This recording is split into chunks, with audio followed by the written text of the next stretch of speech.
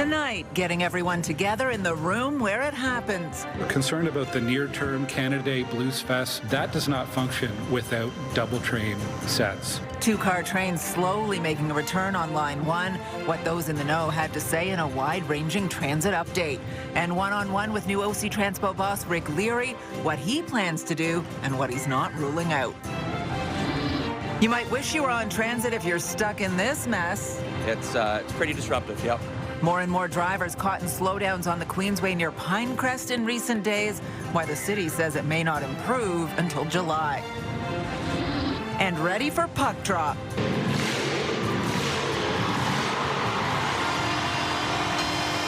The Charge play the first game of their PWHL Walter Cup final in Montreal an hour from now. We take you live to Place Bell.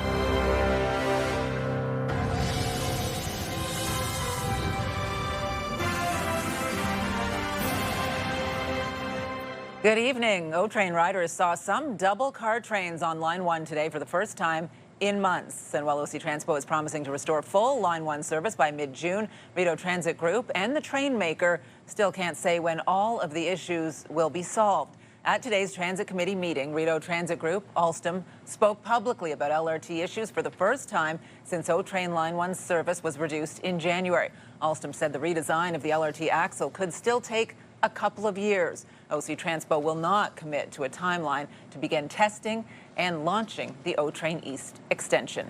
CTV's Dylan Dyson joins us with more on this. Dylan. Patricia, this is the first time in a long time that RTG has been to Transit Committee, even though they are the ones that maintain the line. They were there to answer questions, but most councillors left with more questions than answers, especially when it comes to transparency. Sam Cadot pushes his work schedule back every day to avoid taking a packed LRT train. At 9 a.m. it's pretty packed, so especially at the busier stations like Rideau or Parliament, you'd be lucky to get on the first train. At City Hall Thursday, the train's maintenance provider, Rideau Transit Group, making a rare appearance answering questions about the beleaguered light rail system. We can confirm that we're on track to restore full service for June, and the axle redesign will continue together with the prototype as we move forward. Alstom, the maker of Ottawa's light rail trains, also in town to face questions. We are very comfortable and confident in the design of the equipment that we've provided. These trains are in service in multiple different locations globally, and very comfortable with the safety and performance of our equipment. The two groups still don't know what is causing all the train's problems, and an axle redesign will take years. We're focused on the entirety of the system and the multiple root cause analyses that are ongoing. We have the initial root cause analysis associated with lateral loads, as well as the Szperling root cause analysis that we're currently working on. Some double car service started today on the LRT. OC Transpo is confident full service will resume in June, but still can't commit to an opening date for the East End extension. At this time, we do not have sufficient number of vehicles to be able to open up the East End. And it's twofold. So we need to continue with the cartridge bearing assembly replacements to get those numbers up. Councillors left unhappy with RTG and Alstom's answers on a return to full service. Why are we not able to estimate an opening date? We have the carriages, we have the parts, we know how long the replacement takes. You should be able to map this out. I'm concerned about the near-term Canada Day Blues Fest. That does not function without double train sets. And I'm really concerned about September and return to office. We've got to get this right. In the meantime, riders are tired of waiting. I've been around to other cities in Canada, Europe and that, and it's never seen anything like this. This is embarrassing, quite frankly. The city has put a mileage limit of 100,000 kilometers on all trains, requiring those that hit that limit to be removed from service and have parts replaced. Alstom says it has a sufficient supply of parts to manage those replacements, but in the meantime, replacements is all that can be done until an axle system redesign is fully approved. Patricia. All right, CTV's Dylan Dyson live for us tonight. Thank you. Well, it has been a month since Rick Leary took the helm at OC Transpo, and he says he has some big ideas to fix a system that has seen a lot of problems over the years. Leary sat down with CTV News Ottawa for his first TV one-on-one interview today. CTV's Leah Larocque joins us now with more on this. Lots of questions, Leah. Yes, and Patricia, Rick Leary says he wants to change the narrative around OC Transpo. He wants it to be one of the best systems in Canada. That's a tough sell to riders who have dealt with years of problems. But if things don't get better, he says he can be held accountable. Right now, the LRT is running mostly single cars. The buses are late or don't show up, and riders don't trust the system. And now it's Rick Leary's job to change that. CTV Ottawa sat down with OC Transpo's new general manager, who says he doesn't think he's been tasked with an impossible mission, fixing OC Transpo. Absolutely not. I got to tell you, the people before me have set the foundation for me to come into this job, and I believe I'm going to make a difference. I think the foundation's there.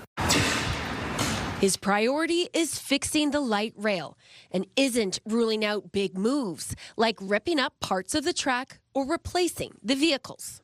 I don't disregard anything. You know, if I come to find out that that's what will make a difference long term, then a short investment today is better long term for the overall system. You know, but I have to assess it first. I don't want to commit to anything.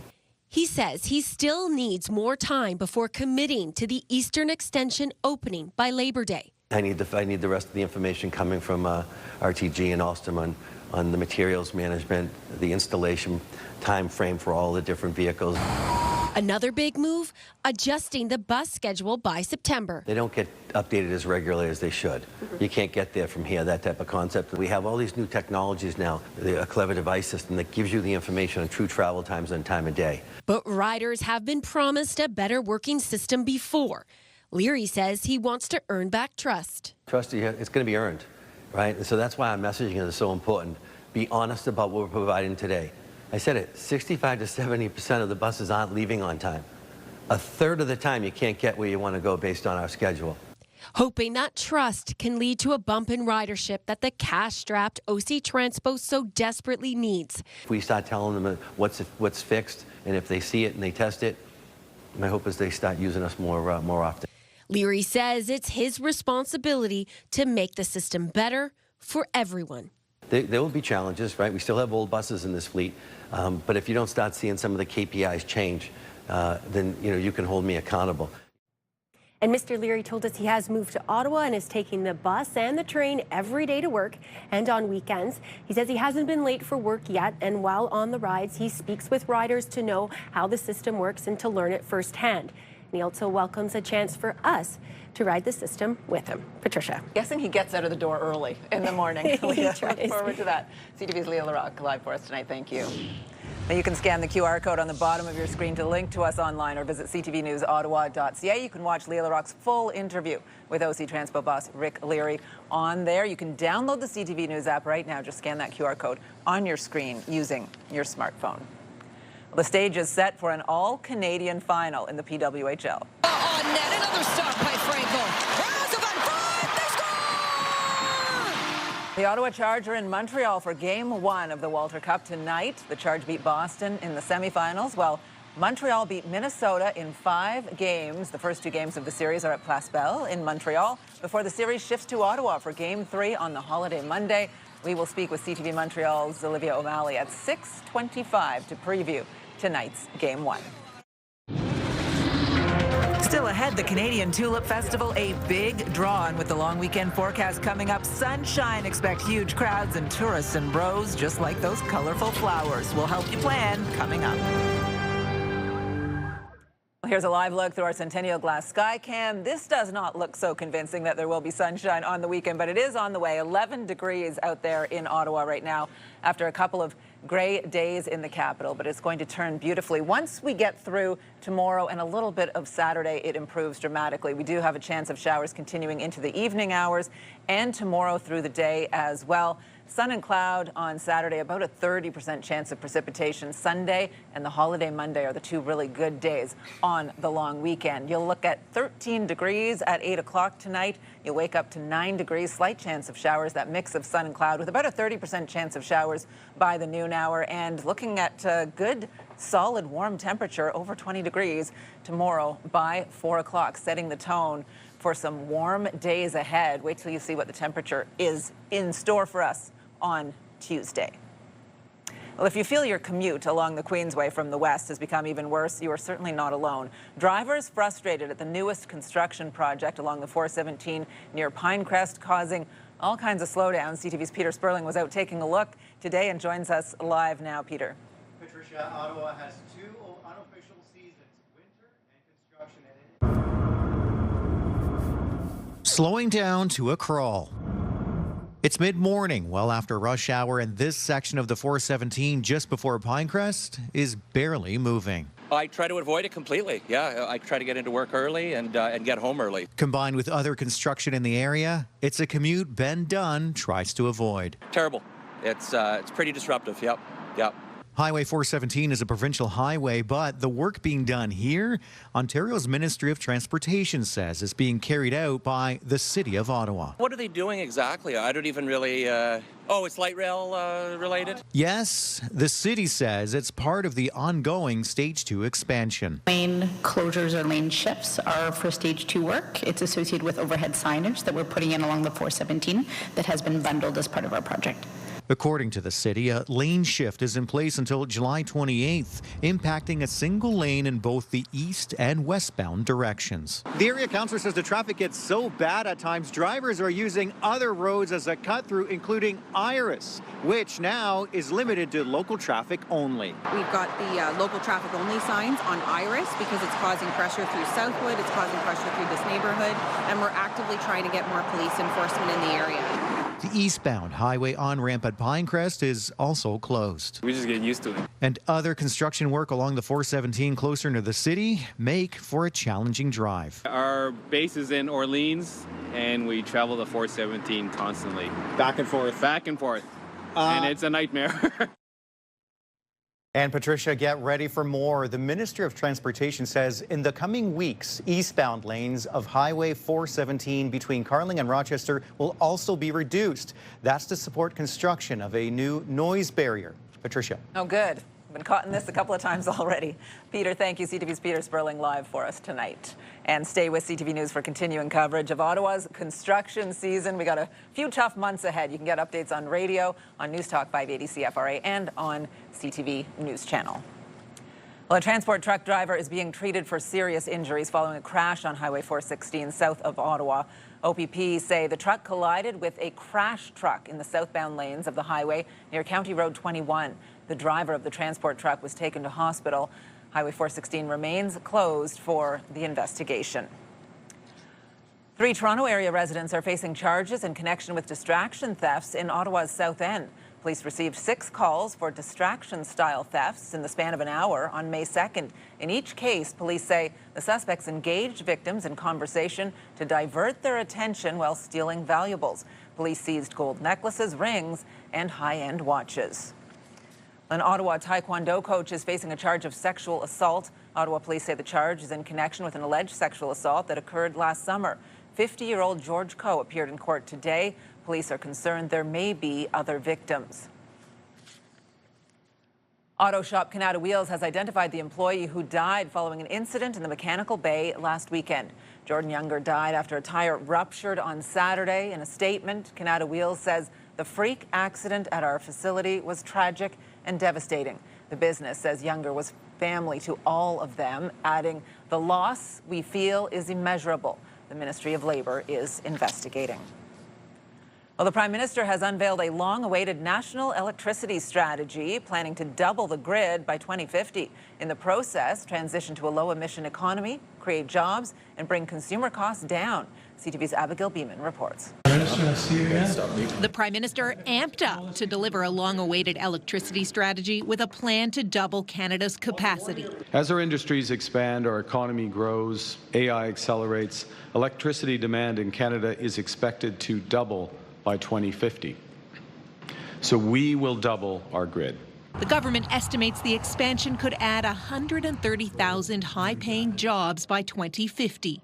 This announcement in electricity, as far as I'm concerned, is the greatest announcement since, well, electricity itself. Canada's current electrical system is complex and siloed. The Prime Minister concedes it's often easier to trade power with the United States than interprovincially, costing Canada billions. Tying our grids together, and that will be that will be essential, and that's where the federal government has to come in and help the provinces make good choices that work strategically for the nation. To help build and power an expanded grid, Mark Carney is proposing more flexibility to scale up natural gas, especially important in Western Canada, by loosening Trudeau-era clean electricity regulations. It is a betrayal of the years of time that was spent with stakeholders and utilities and Indigenous nations on developing the federal clean electricity regulations.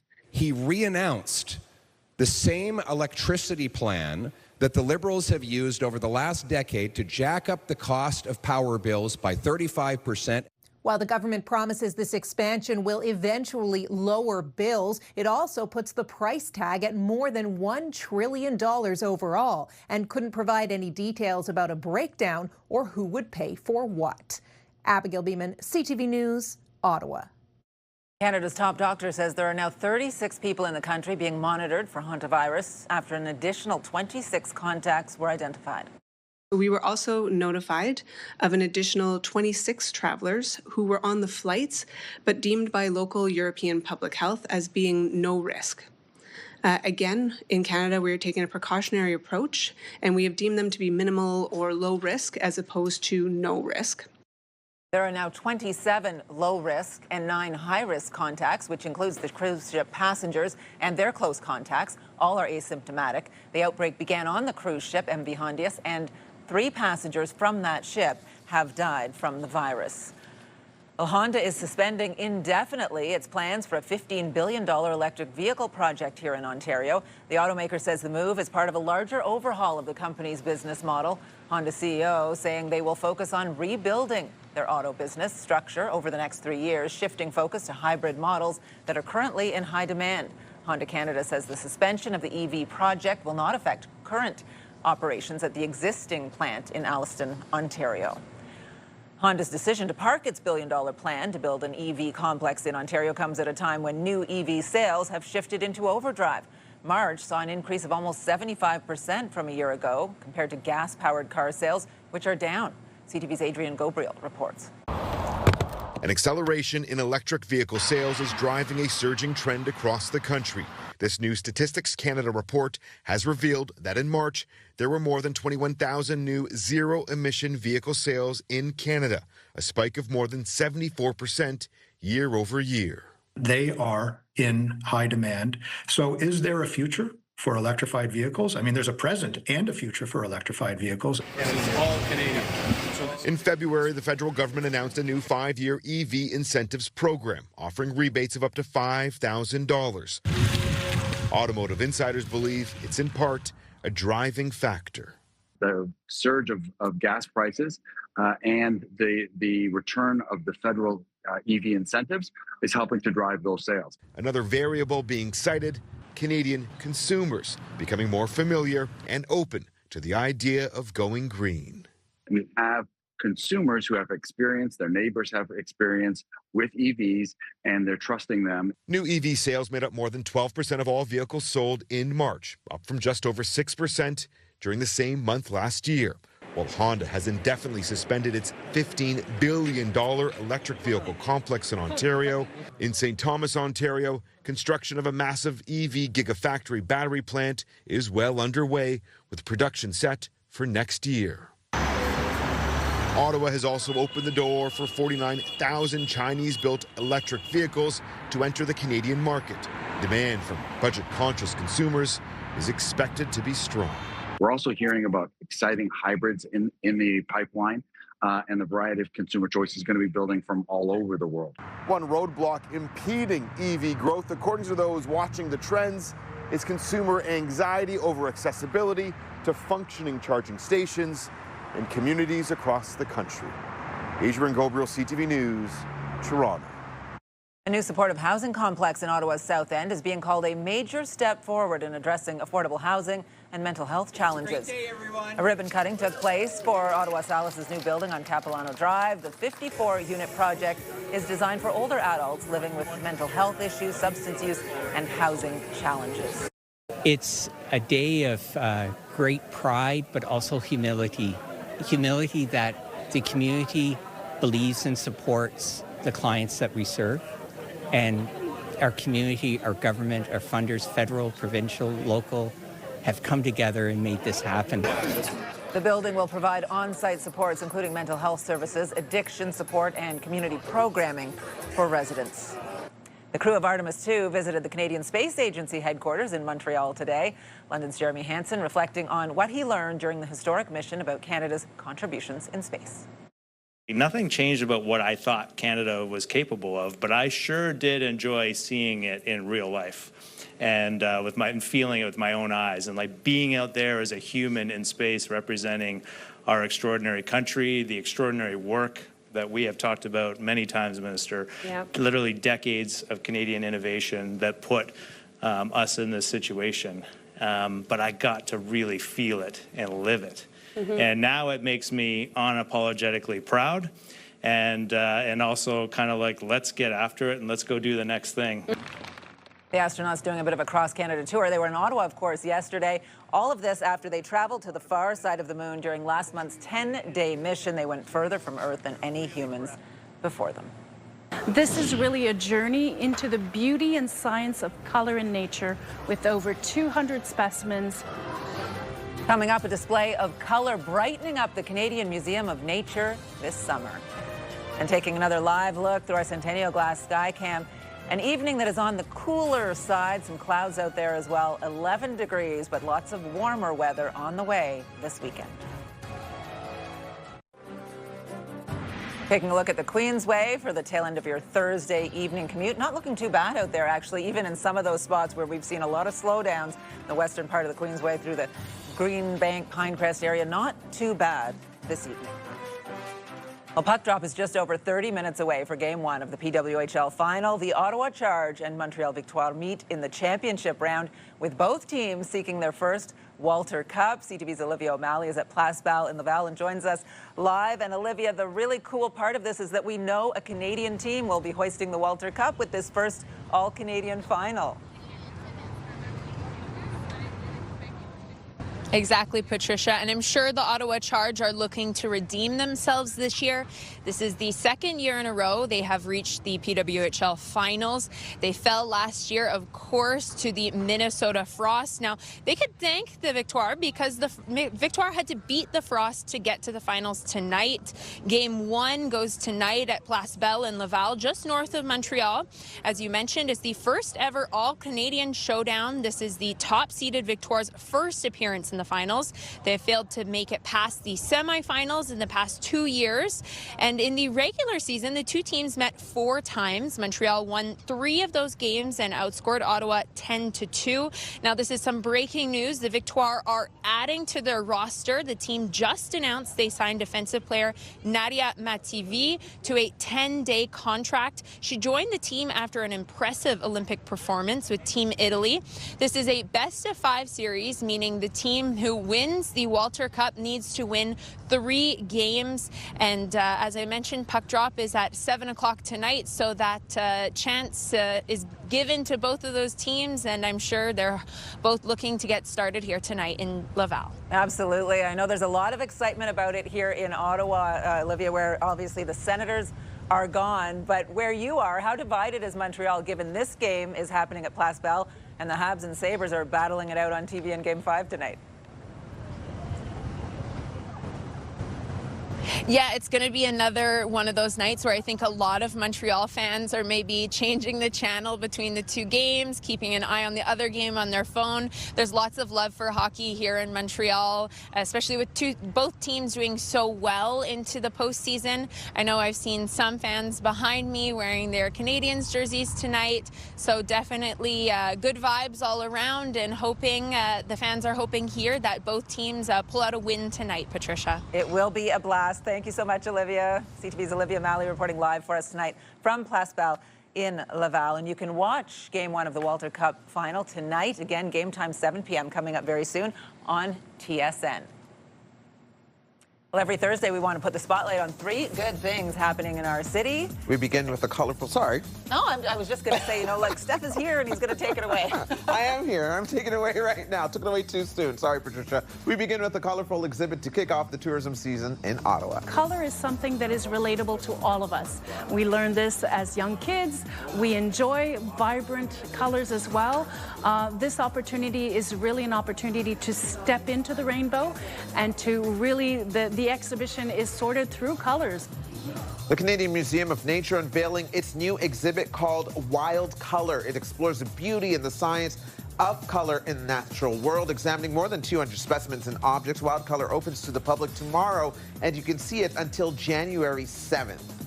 Okay, that looks super cool. Super cool. And what I love about the Museum of Nature, when it comes to kids, it's not hands-off. They have some hands-on experiences, and it's really fun, especially on a March break or like this. It's amazing. Yeah, they're also on the other side, the Canadian Museum of History, where you can actually take your kids in and they can get right into it, which is fun. Now, despite the fact that we're dressed in very dull colors tonight, it is colorful everywhere, not just in the museum, but of course at Commissioners Park, the tulips are blooming. The Canadian Tulip Festival runs until Monday, so the holiday around Dow's Lake. You can go on a tulip trek, visit the tulip market, the Dutch Pavilion, and more. And there are no fireworks at Tulip Festival this weekend, just so you know. But it is going to be busy. I don't know if you got out last weekend at all. No. But I was out on the Saturday when it was really sunny and beautiful. And, you know, it's fine. Just elbows up as you get through the crowd there at the Tulip Festival. And Sunday will be bright and sunny, so the temperature's about to heat up. And so you won't be seeing me in a sweater after next week, for sure.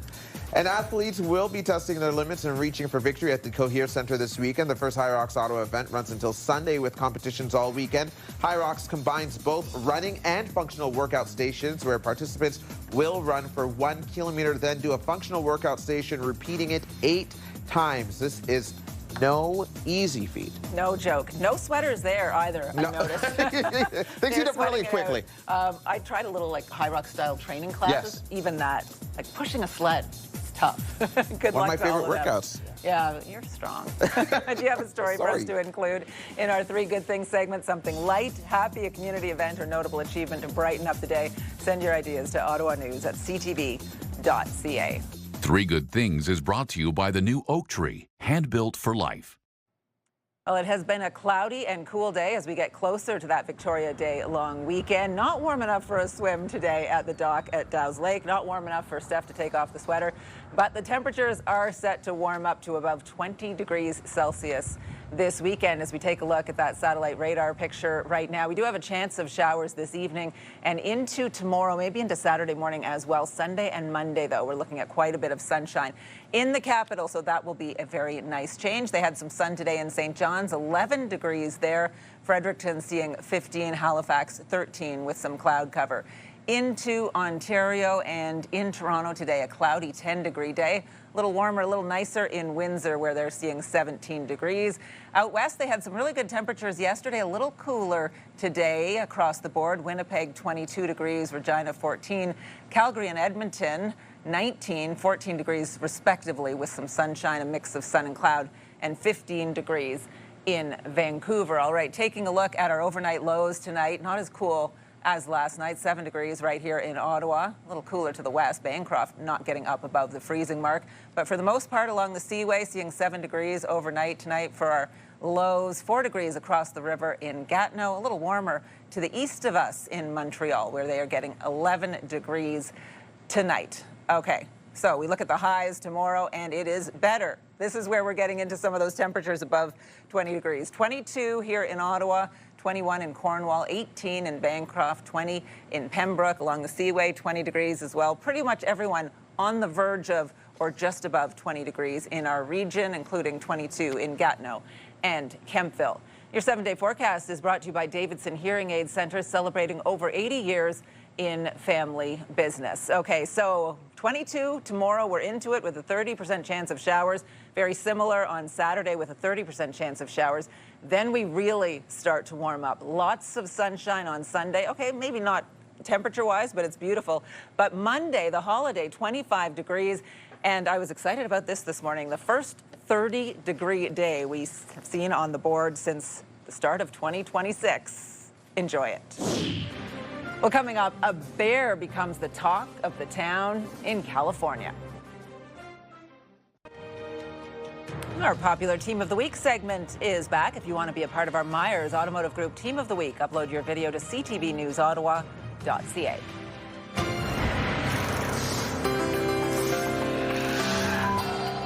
In tonight's big picture, a black bear became the center of attention in a Southern California town. The bear was spotted roaming through Altadena, climbing trees and running through yards. At one point, a man left out raw chicken and water for the bear. But wildlife officials say that is an example of what not to do. They say feeding bears can make them too comfortable around people and put both the bear and the community at risk. Now, some other stories you need to know right now. Motorists will find some relief at the gas pumps heading into the Victoria Day long weekend.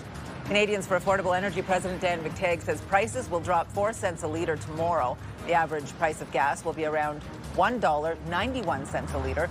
Gas prices have jumped 8 cents a litre over the past 2 days. Runners will be able to ride the O train to the start line for the marathon. OC Transpo announcing O train line 1 and 2 will open at 5 a.m. on Sunday, May 24th. Thousands of runners will be heading to the start line for the Ottawa Race Weekend Marathon and Half Marathon. Gatineau police are scrapping their new logo after discovering the design included elements from a stock image library. The service unveiled the new logo on Wednesday, featuring a stylized bird, a darker blue shield, and gold-colored borders. However, residents raised concerns the bird graphic was similar to an Adobe blog post about minimalized logo design. Police say the bird image came from a stock image library used by the city of Gatineau. Gatineau police now reverting back to the original logo. Possibilities here. It's the open-up. Sadie Waite scoring the first goal and the winning goal for Ottawa Rapid FC. The Rapid beating the Halifax Tides FC 2-0 last night at TD Place. Ottawa's next home game is May 23rd at TD Place against the Montreal Roses. Well, just a reminder, there will be a number of closures and service reductions on Monday for Victoria Day. Ottawa City Hall and all client service centres will be closed. There will be no curbside green bin, recycling or garbage collection on Monday, with pickup delayed by 1 day all week. All Ottawa Public Library branches and childcare centres will be closed. OC Transpo buses and O train lines 1, 2 and 4 will all be on a Sunday schedule on Monday. The Ontario government is allowing malls and stores to open on Victoria Day and Family Day, and several malls will be open. Most grocery stores, LCBO and beer store locations will be open on Monday as well. For a full list of schedule changes, you can visit ctvnewsottawa.ca. They're going to try to make that vehicle look better than it is. Coming up, a warning about the odometer if you're looking to buy a used vehicle. Get the latest live, local breaking news. Sign up now for our morning and evening CTV News Ottawa newsletter. The best local content from CTV News, Your Morning Ottawa, and News Talk 580 CFRA. Get it all in one place. Sign up now at ctvnewsottawa.ca. The CTV News Ottawa newsletter is brought to you in part by CAA Business.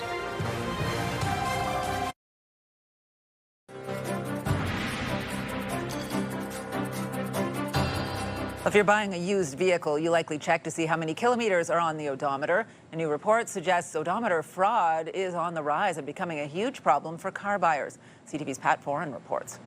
CTV News has done many stories on odometer fraud. Francisco Jardim bought a truck with 187,000 kilometers. Its actual mileage was 455,000. I feel ripped off. Dennis Estevez bought a vehicle with 184,000 kilometers. Its true mileage was 320,000. Clearly, it was rolled back. A new report from Carfax found last year in Canada, it flagged more than 20,000 vehicles with rolled back odometers.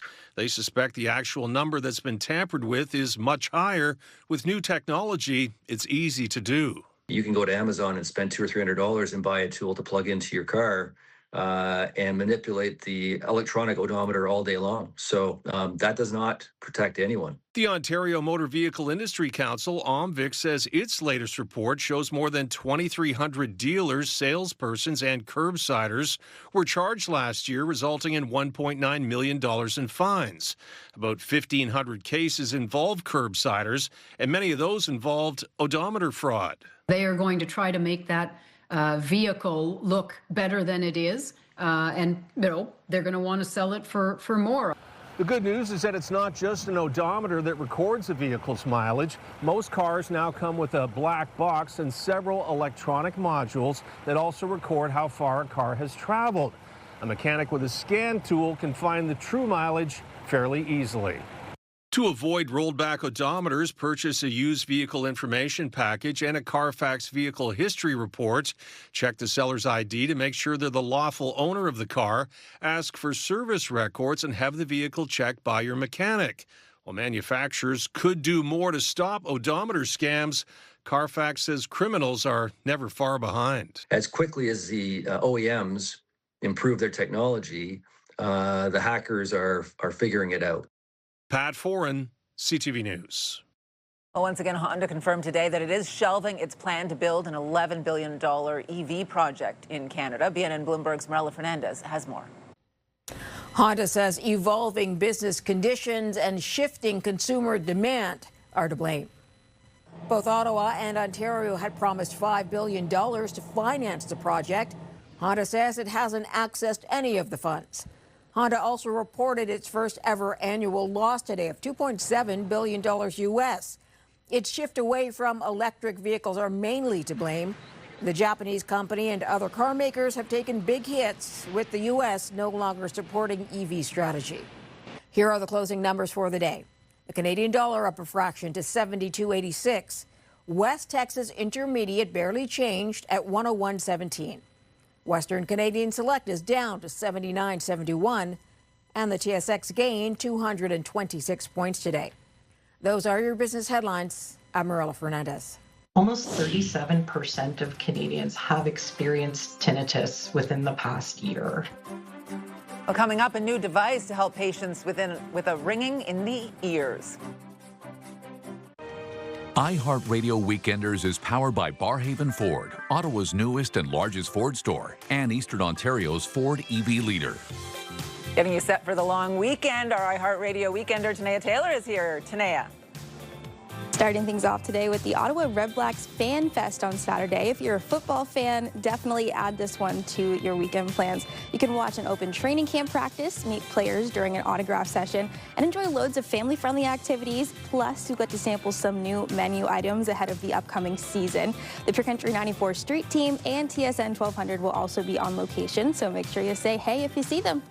Next up today is the Barhaven Rib Fest and Poutine Fest. If you're craving barbecue this weekend, this definitely has you covered with ribs, poutine, live music, and even a kids zone for the entire family. Well, the kids zone's for the kids zone, but this is a great event for the entire family. It kicks off tomorrow, runs through Monday at Clark Fields Park. Last on the list today is the Gloucester Night Market. Shop local vendors, grab some food, and check out everything from handmade goods to treats and lots more. It's happening tomorrow night at Earl Armstrong Arena on Ogilvie Road. If you love to support local, this is perfect for that. As usual, lots more happening this weekend around the capital. The full list and all the details at ctvottawa.ca/weekenders. For the iHeartRadio Weekenders, I'm Tanea Taylor. Have a great one. iHeartRadio Weekenders is powered by Barhaven Ford, Ottawa's newest and largest Ford store, and Eastern Ontario's Ford EV leader. Tinnitus affects almost 40% of Canadians every year. It's a ringing in the ears that can be debilitating and even life-threatening in rare cases. CTV health reporter Pauline Chan has more. I first thought that it was my loud refrigerator and didn't realize, in fact, the hissing sound was coming from me, from my ears. Jim Gray first experienced tinnitus in 2020. Tinnitus is the perception of sound that is not actually in the environment. I often couldn't concentrate. It was doing a number on my mental health. And I couldn't sleep at night without taking heavy medication. It was so bad he feared he might end up taking his own life, like a few severe tinnitus patients he had read about. I try to manage it through exercise, through diet, through acupuncture, even tried some cognitive therapy, which was helpful, but didn't attack the underlying problem. Almost 37% of Canadians have experienced tinnitus within the past year. Audiologist Maria Simone says tinnitus is often connected with hearing loss due to aging or loud environments. And in the absence of sound, the brain becomes hyperactive in certain regions. Last year, Gray traveled to the U.S. to try a new device called the Linear. It pairs sound from headphones with stimulus from a tongue-tip device. It's completely changed my life. Within 3 days of trying the Linear, my tinnitus had been reduced by 90%. Bimodal neuromodulation. Now that's a mouthful, but it basically means that bimodal means that we stimulate two senses at once, and neuromodulation means it makes changes in the brain. CEO Ross O'Neill says the device has just been approved by Health Canada and is already used across Europe and the US. The most important thing is that tinnitus patients get into the care of an ENT or audiologist, and then they can decide what is the most appropriate treatment for them. Right now it costs several $1,000s, but the manufacturers hope the Linear will soon be covered by insurance. Pauline Chan, CTV News.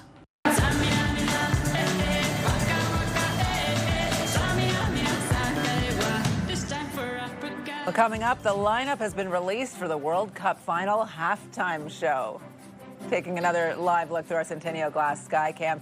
Cloud cover out there on the cool side. It is 11 degrees in Ottawa right now. We're going to tell you what to expect tomorrow when we come back.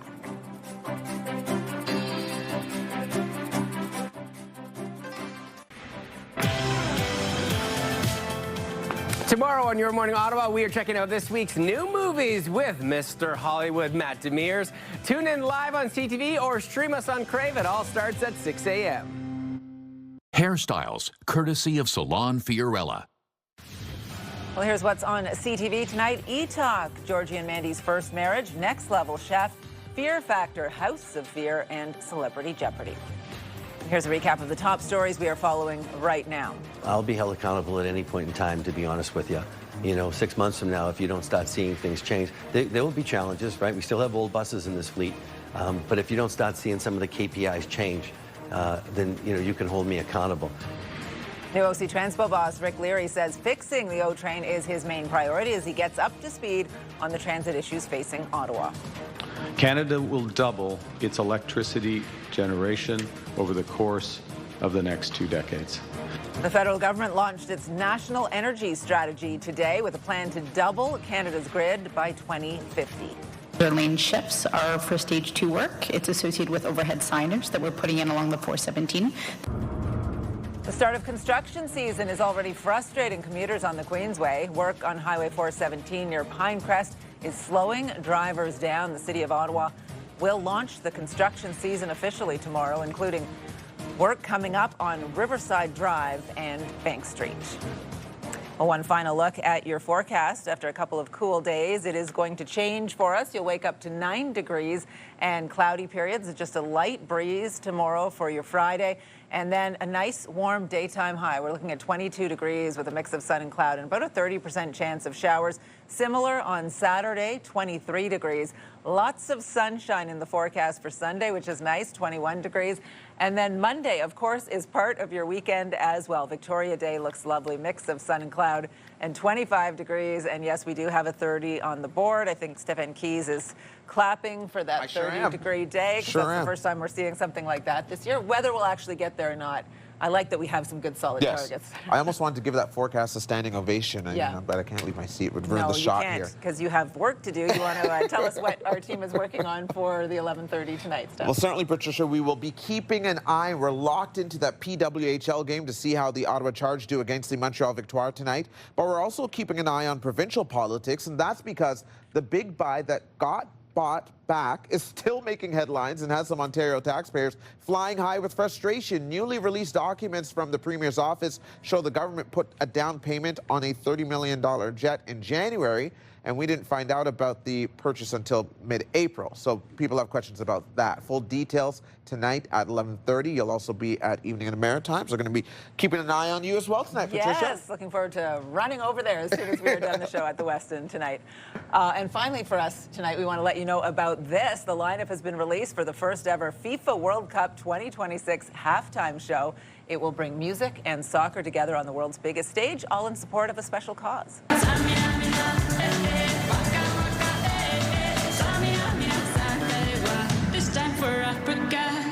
Steph is clapping tonight. Steph is dancing tonight. Love this is that fun song. up here. Shakira, Madonna, and K-pop superstars BTS set to headline the World Cup final halftime show on July 19th at New Jersey's MetLife Stadium.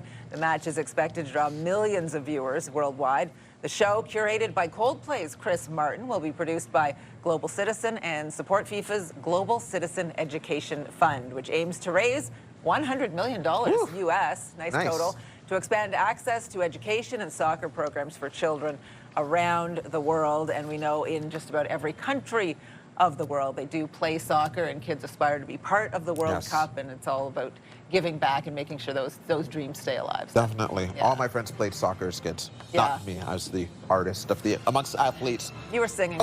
Singing, dancing, cheering them on. That is our show for tonight. Hope to see some of you at Evening in the Maritimes.